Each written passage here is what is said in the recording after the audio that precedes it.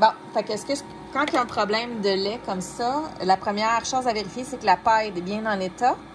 Ça arrive souvent quand on met le lait, ça finisse par percer à cet endroit-là. Fait que ce qu'on vous dit, c'est de la couper, d'enlever ce morceau-là et de réinsérer la paille à l'intérieur et ça va régler le problème. Ensuite, ça va être de faire un nettoyage selon le vidéo de nettoyage du manufacturier.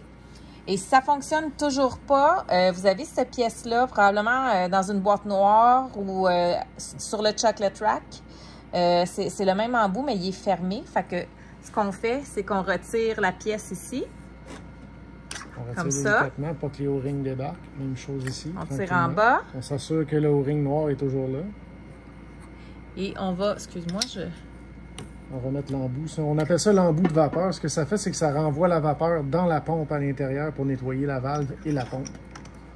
Tu le rebloques. On rebloque et ensuite, tu vas peser sur Clean ici. Ou ce que tu vas, c'est aux 3 lignes ici et tu vas peser sur Clean. Ce que ça va faire, ça va renvoyer de la vapeur jusque dans le thé ici. Il peut être jaune ou blanc selon votre version. Si vous avez à me communiquer par texto, ça serait important de nous spécifier si vous avez un embout blanc ici ou c'est un thé jaune.